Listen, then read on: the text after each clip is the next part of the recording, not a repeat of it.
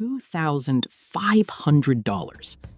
According to the founder of Appointment Trader, that is what someone paid for a restaurant reservation in Austin during Formula One weekend. Not for dinner, not as a deposit, just for the right to arrive with 7 other people and ask for the table.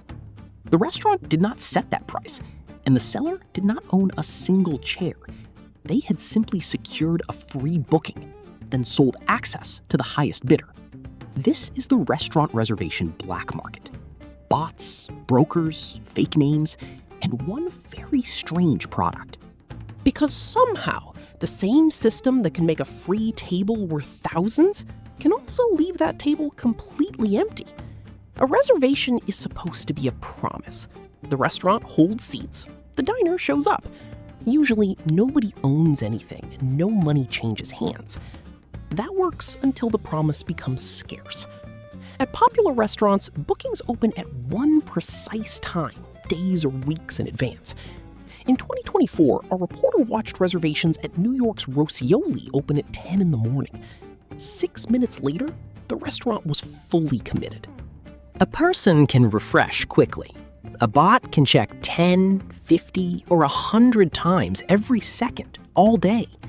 Not every scalper uses one. Some book manually, call the restaurant, or use a concierge, but they may all reserve tables they never intend to use. Those bookings then appear on a secondary marketplace.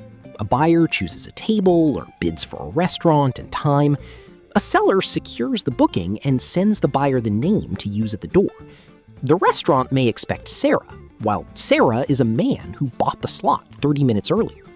Appointment Trader itself began with a completely different line. In 2021, software engineer Jonas Frey could not get a DMV appointment and wondered why a place in line could not be traded. The idea eventually expanded to restaurants, where scarcity and status made the same empty time slot far more valuable. A New Yorker investigation reported one Carbone reservation selling for more than $1,000. One college student said he made $70,000 reselling reservations in a year. A hotel concierge said he made $80,000.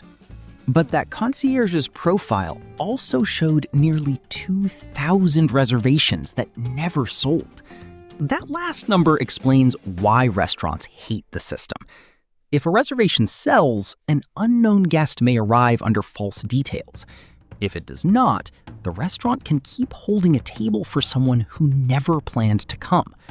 Resi says presumed bots and brokers no-show at 4 times the rate of ordinary users and cancel late twice as often.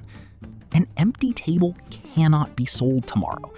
The kitchen staffed for tonight, food was ordered for tonight, a server expected tips tonight. At midnight, that capacity disappears. The reseller keeps the upside from a successful sale. The restaurant carries much of the downside when it fails. Supporters of reservation trading see it differently. Difficult tables were never perfectly fair.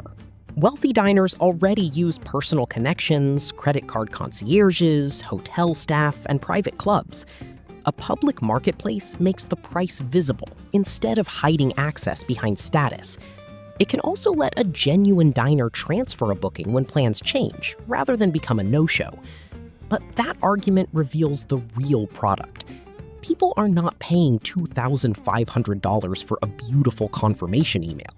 They are paying for certainty, status, and the ability to skip a competition they expect to lose. There is also a difference between a restaurant selling priority and a stranger taking its free inventory, then charging admission outside its door. New York drew that line with the Restaurant Reservation Anti-Piracy Act. A third-party service now needs a written agreement with a restaurant before listing, promoting, or selling its reservations.